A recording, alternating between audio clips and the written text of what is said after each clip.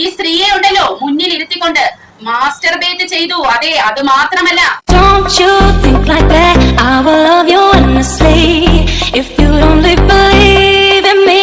പ്രിയ സുഹൃത്തുക്കളെ, ഹേമ കമ്മിറ്റി റിപ്പോർട്ടുമായി അറപ്പിക്കുന്ന കഥകൾ പറയാനാണ് ഞാൻ നിങ്ങളോട് വന്നിരിക്കുന്നത് കേട്ടോ.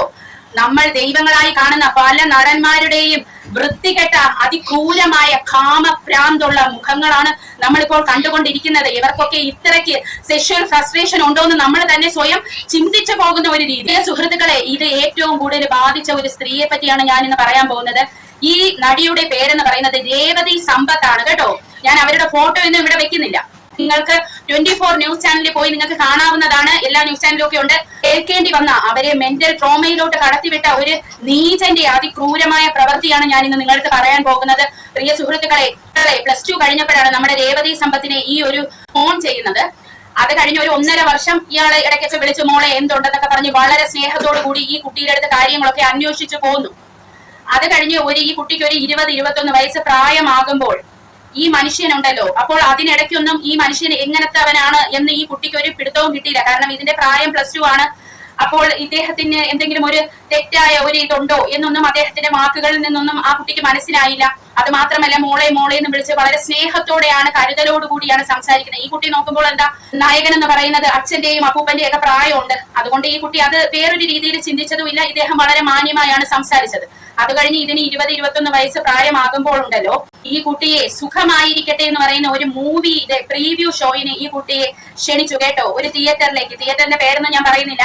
ആ തിയേറ്ററിൽ ക്ഷണിച്ച് അത് കഴിഞ്ഞ് ഈ കുട്ടിയുടെ അടുത്ത് പറഞ്ഞു ഫിലിമിന്റെ കാര്യവുമായി ഡിസ്കഷൻ നടത്തണം, അതുകൊണ്ട് ഇന്ന ഹോട്ടലിലേക്ക് വരണമെന്ന് പറഞ്ഞു. ഈ കുട്ടിയെ അവിടെ കൊണ്ടു ചെന്നു. ഈ കുട്ടിക്കാണെങ്കിൽ ഇതിനെ കുറിച്ചൊന്നും വലിയ ബോധമില്ലാത്ത ഒരു കുട്ടിയായിരുന്നു. അവിടെ ചെല്ലുകയും ഈ കുട്ടിയെ റൂമിലിട്ട് ലോക്ക് ചെയ്യുകയും ചെയ്തു. അതെ, നിങ്ങൾ കേൾക്കുന്ന വളരെ സത്യമായ ഒരു കാര്യമാണ്. ഈ നടി തന്നെ വന്ന് എന്ന് പറയുന്ന വെളിപ്പെടുത്തിയ സത്യങ്ങളാണ് ഞാൻ ഈ നിങ്ങളുടെ അടുത്ത് പറയുന്നത് കേട്ടോ. അത് കഴിഞ്ഞ് ഈ നീചനായ നായകൻ എന്താണ് ചെയ്തതെന്ന് അറിയണോ? ഈ കുട്ടിയുടെ സമ്മതമില്ലാതെ ഈ കുട്ടിയെ കയറി പിടിച്ചു. അതെ, ഈ കുട്ടിയെ ഉപദ്രവിച്ചു.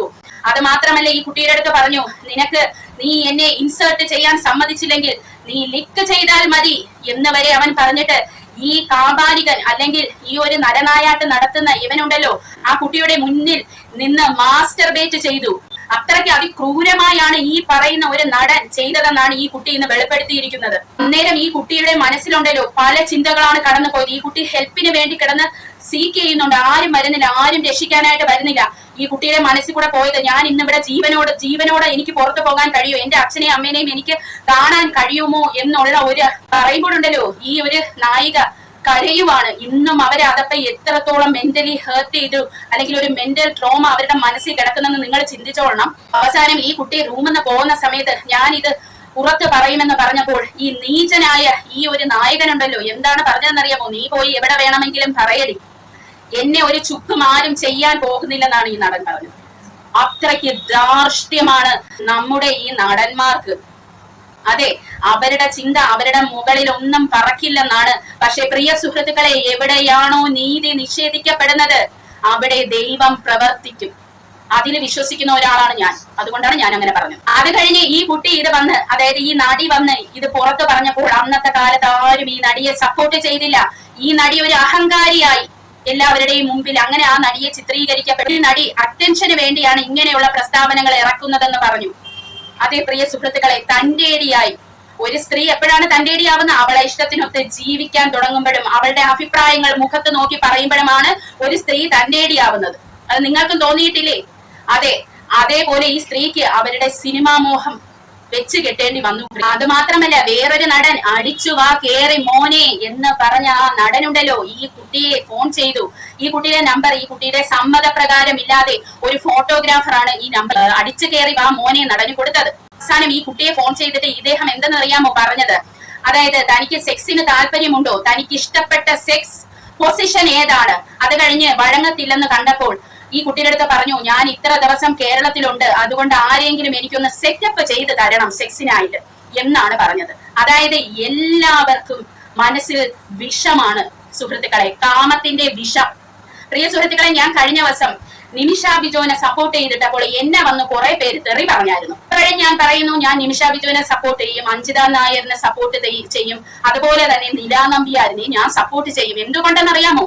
കാരണം ഇവരെ പോലുള്ള ആൾക്കാരുള്ളത് കൊണ്ടാണ് കുറെ അവന്മാരുടെ സെക്ഷൽ ഫ്രസ്ട്രേഷൻസ് അവരവിടെ പോയി തീർക്കും. അവരൊക്കെ അഴികാട്ട് നടക്കുന്ന സ്ത്രീകളെന്നല്ല ഞാൻ പറയുന്നത്. അവരൊരു ഡ്രസ്സൊക്കെ ഇട്ടാൽ അത് തെറ്റായിട്ട് നോക്കുന്ന നമ്മുടെ ചിന്താഗതിയാണ് നമ്മൾ ആദ്യം മാറ്റേണ്ടത്. നിങ്ങൾ ചിന്തിക്കണം, ഇപ്പോൾ ഈ സ്ത്രീകളെ എടുത്ത് എത്ര പേരാണ് പോയി അവരുടെ വീഡിയോസ് കാണുകയും ലൈക്ക് ചെയ്യുകയും കമന്റ് ചെയ്യുകയും ഒക്കെ ചെയ്യുന്നത്. എന്തുമാത്രം ആൾക്കാരാണ്. അപ്പൊ അത്രയ്ക്ക് കാമം വെറിയന്മാര് നമ്മളുടെ ഈ കൊച്ചു കേരളത്തിൽ ഉണ്ടെന്ന് പറഞ്ഞാൽ നിങ്ങളൊന്ന് ചിന്തിച്ചു നോക്കിക്കേ.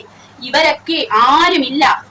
സെക്ഷൽ വർക്കേഴ്സ് ഒന്നും ഇല്ലായിരുന്നെങ്കിൽ, പോലീസ് എന്ന് പറയുന്ന ഒരു സംവിധാനം ഈ നാട്ടിൽ ഇല്ലായിരുന്നെങ്കിൽ നമ്മുടെയൊക്കെ വീട്ടിൽ കയറി യവന്മാര് നമ്മുടെ എല്ലാം ശരിയാക്കൂലായിരുന്നു.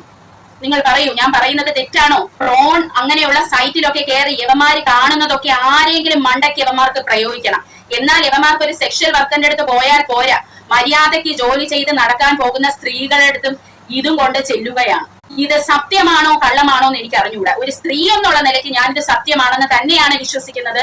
അതുകൊണ്ട് തന്നെ ഇത് നിയമത്തിന്റെ മുമ്പിൽ വരണം. എനിക്കും അറിയണമെന്ന് ആഗ്രഹമുണ്ട്. നമ്മൾ ഈ ആരാധിച്ച ഈ മനുഷ്യനൊക്കെ ഇങ്ങനത്തവനാണോ എന്ന് അറിയാൻ എനിക്ക് ആഗ്രഹമുണ്ട്. കഴിഞ്ഞ ദിവസം അദ്ദേഹത്തിന്റെ അമ്മയുടെ മീറ്റിംഗിൽ അദ്ദേഹം വന്ന് പ്രസംഗിക്കുന്ന കണ്ടപ്പോൾ എന്തൊരു മാന്യനെന്ന് ഞാൻ ചിന്തിച്ചു. അത് കഴിഞ്ഞ് പിന്നെ ഞാൻ ചിന്തിച്ചു, ഇതൊരു അഭിനയവുമായിരിക്കാം അല്ലെ?